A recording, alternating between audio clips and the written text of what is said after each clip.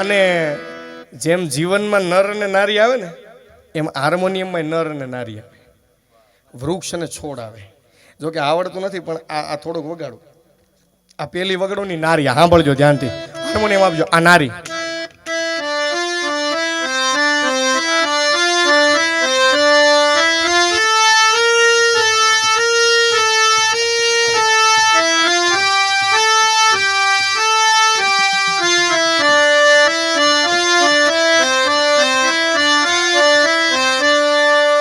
આ નારી. હવે નર સાંભળો,